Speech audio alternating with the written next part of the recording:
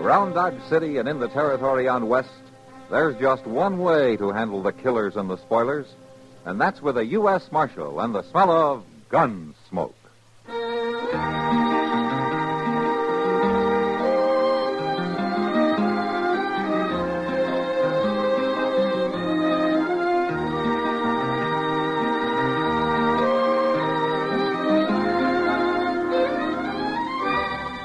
Gunsmoke, starring William Conrad. The story of the violence that moved west with young America. And the story of a man who moved with it. I'm that man. Matt Dillon, United States Marshal. The first man they look for and the last they want to meet. It's a chancy job, and it makes a man watchful. And a little lonely.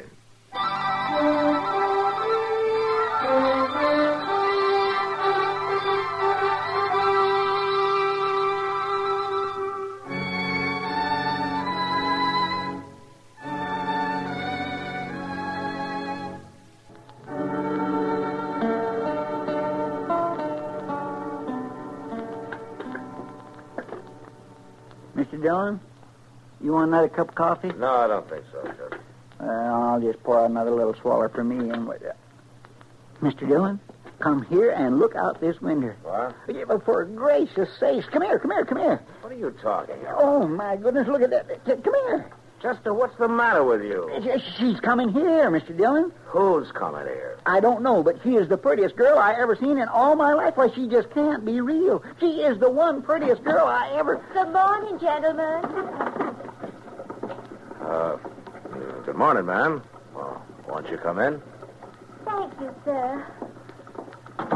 Would one of you gentlemen be the United States Marshal here? Yes, ma'am, I am. Matt Dillon. Is there anything I can do for you? Well, my name is Colleen Tawney, Marshal Dillon. And I've got the most terrible, awful trouble you ever heard of. Oh? Well, would you like to sit down and tell me about it? Well, that's mighty kind of you, Marshal.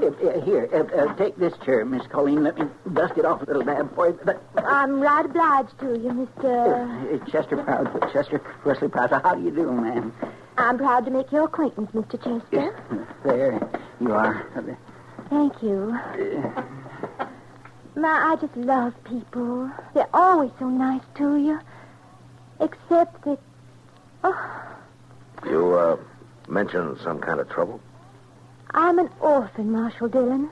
All alone in this world. Oh? I was brought up by a dear old aunt, mostly in the South.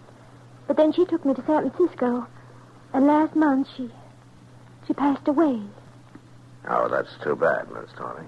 Colleen. Just about everybody calls me Colleen. It's kind of Irish, I reckon. Though I'm more Southern than most anything else. You are?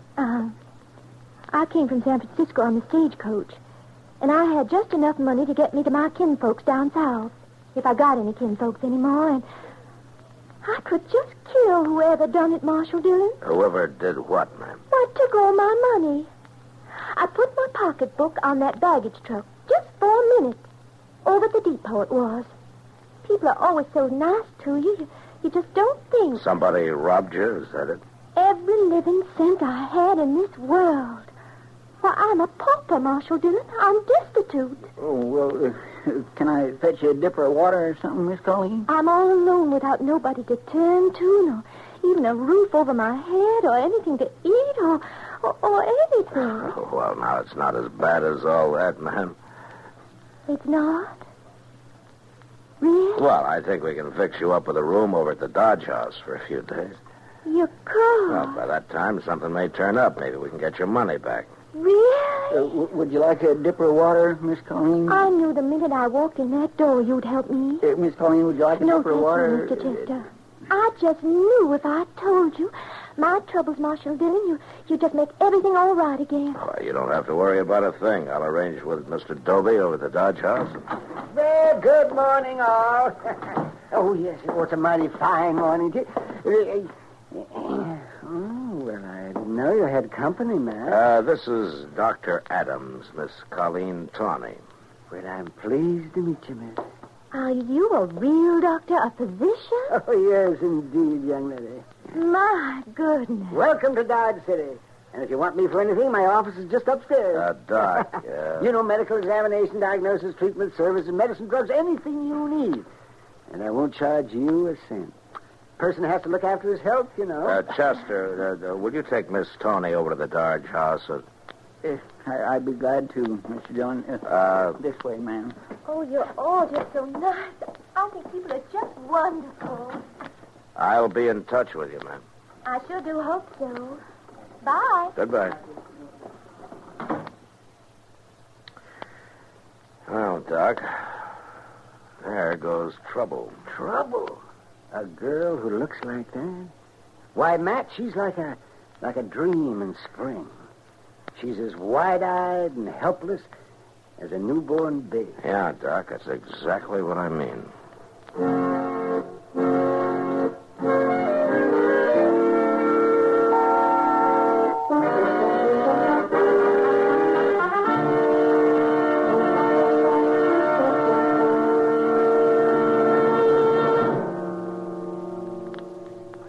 When United States military personnel arrive at an overseas station, one of the first problems they encounter in human relations is the language barrier. The people there make a strong effort to learn our language. They know it will benefit their economy. But you don't have to learn their language. In fact, you might complete your tour of duty satisfactorily without any appreciable knowledge of it. But you'll miss a lot. And you don't have to miss anything. For as a member of the Armed Forces of the United States, you have the opportunity to enroll in a USAFI spoken language course. The language series includes courses in 24 foreign tongues. They are practical, conversational studies with primary emphasis on spoken usage. Inquire about a language course from your education officer. Join a group class. And when you've mastered the vocabulary, watch the faces light up as you greet people in their native tongue. It's one more version of Power Through Knowledge with USAFI.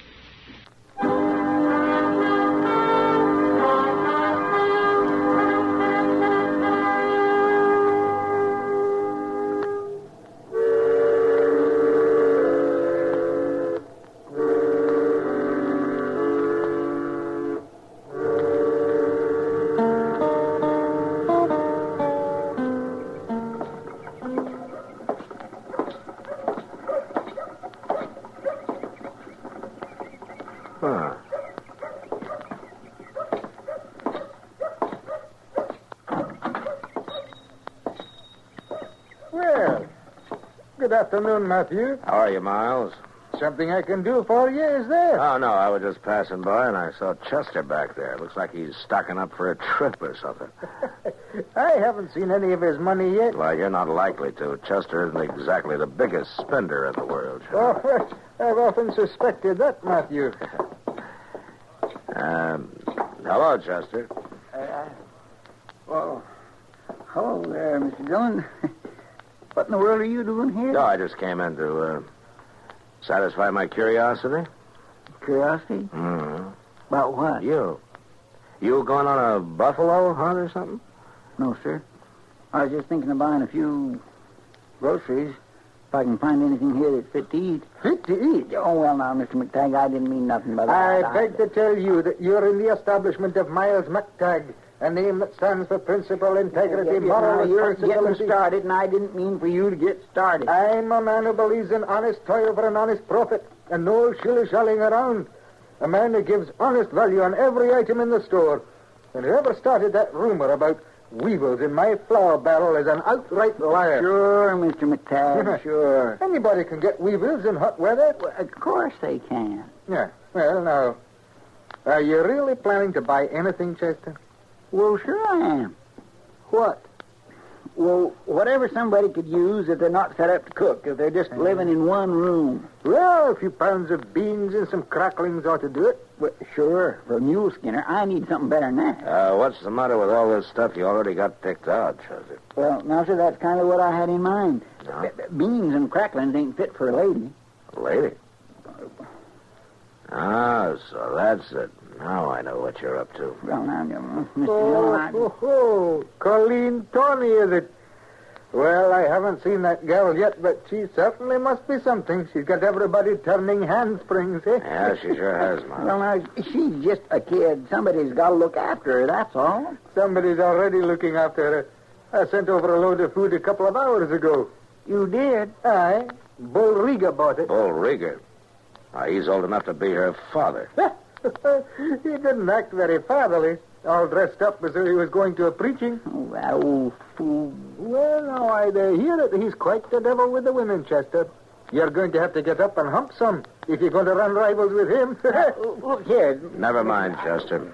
Look, before you pay for this stuff, I think I'll go over and have a little talk with Miss Tawny.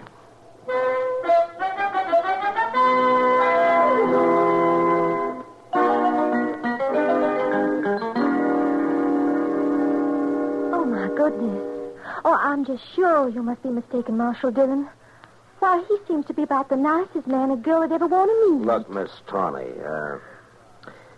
you're young, and I've known Bull Rieger for a long time. He's a rough, tough, hard-living old devil, and he's just no kind of a man a young girl ought to associate with, that's all. Oh, my dear aunt always said, rest her soul, that innocence is its own defense. Yeah, but your aunt never met Bull Rieger. Now, Marshal Dillon, Mr. Rieger is just being kind and helpful, just like you are. Yeah, sure. Everybody's been so nice and thoughtful. Mr. Chester's already been by 3 times today. Doc was here, That too. old goat here, too. He took my temperature and my pulse and said I was just fine as far as he could tell. Yeah, And well, Mr. look... Rieger just insisted on helping me. He said he had a little old empty house up the street. Oh, yeah, that would be the old Sackler place. Well, he said I could just live in it for nothing as long as I pleased. And, of course, I told him I wouldn't think of such a thing. Well, good. And then he said he'd give me the house.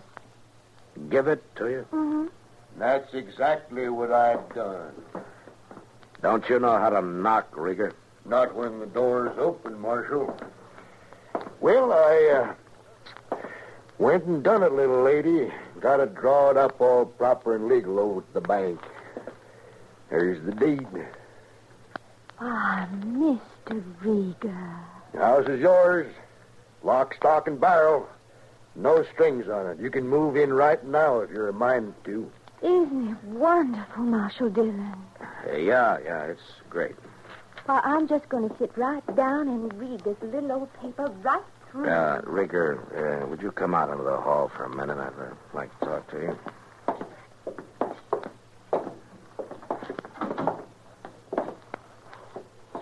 I know what you're going to say, Marshal. That girl's just a kid, Rieger. I'm aiming to marry that little lady, if she'll have me. You're what? Oh, I know, Marshal. I've been kind of cussed all my life, but you're seeing a changed man is standing here. I'd better be, Rieger. Or I'll change you myself, and don't you forget it.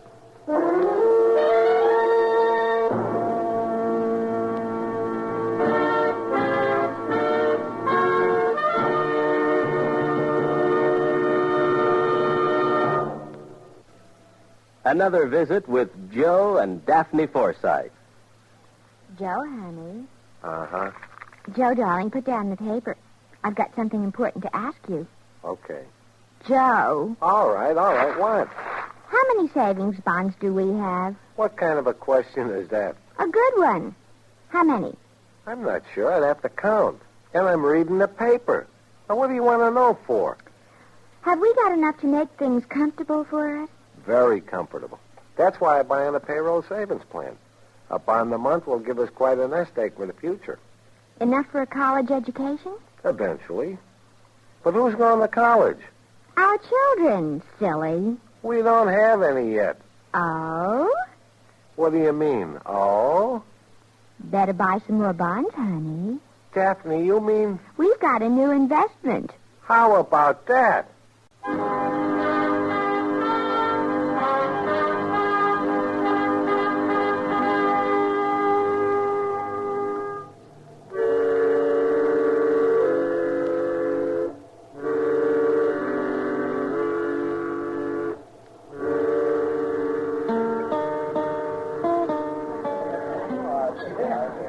Matt, you men are all alike. Every last one of you. Is that something you just learned recently, Kitty? No, but I sure been reminded of it the last 3 days, watching them all flutter around that little Colleen Tawny. Now, don't count me in on that, Kitty. I'm only helping her. She's just a kid.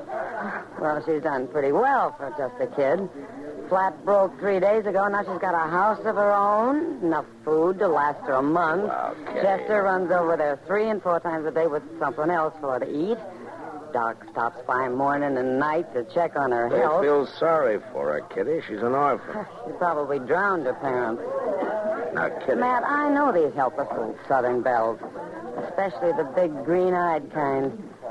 Sam will never hire one here in the Long Branch, and I go right along with him. But why? Because all she has to do is bat those long eyelashes, and men will start killing one another over her. Kitty, I've already told you no matter what I think, it's my job to protect her. Protect her. Look, Matt, do you think they put bars on a tiger's cage to protect the tiger? Oh, Kitty. All right, Matt. Oh, shut up. But I just hope you're all still on your feet when the smoke finally clears.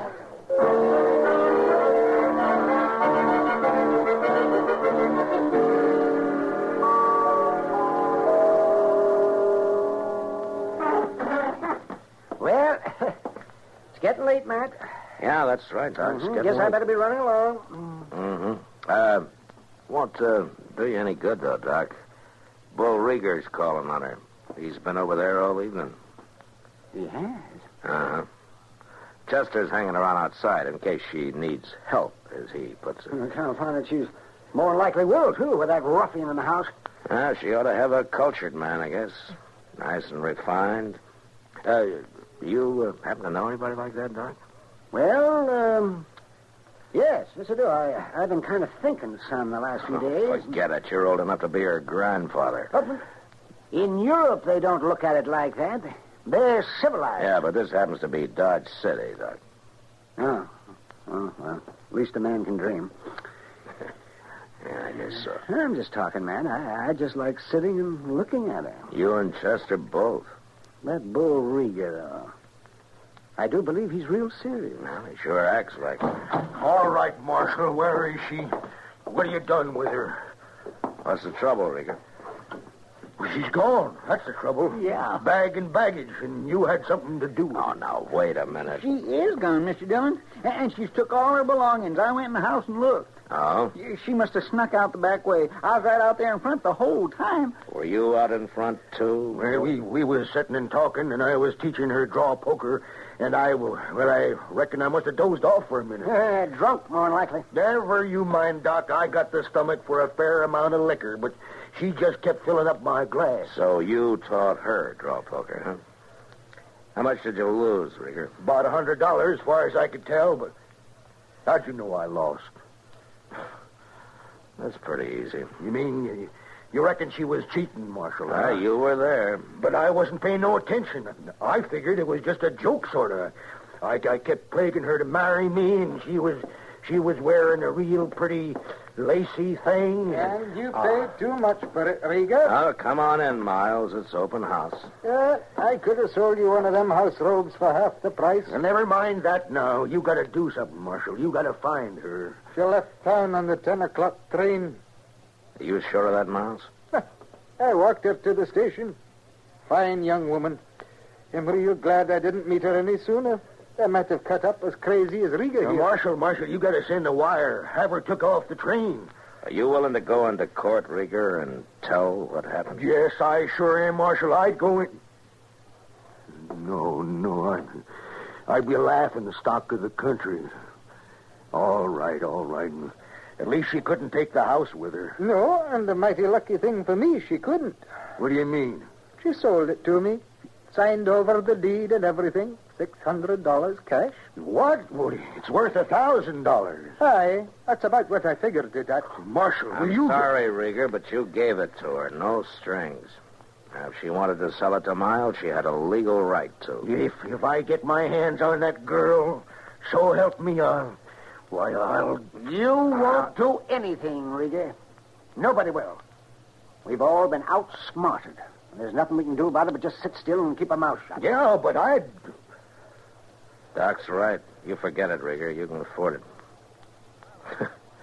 Well, at least we've learned one thing from all this. What's that? It's like a friend of mine said to me last night. They don't put bars on a tiger's cage to protect the tiger.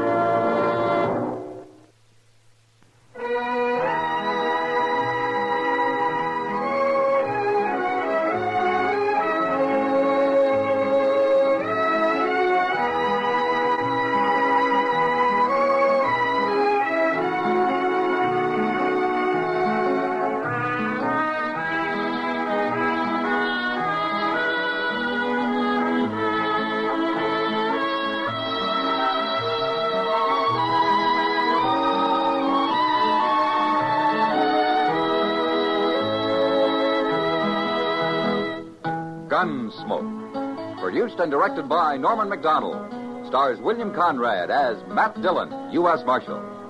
Featured in the cast were Parley Bear as Chester, Howard McNear as Doc, and Georgia Ellis as Kitty. George Walsh speaking. Join us again next week for another specially transcribed story on Gunsmoke. This is the United States Armed Forces Radio and Television Service.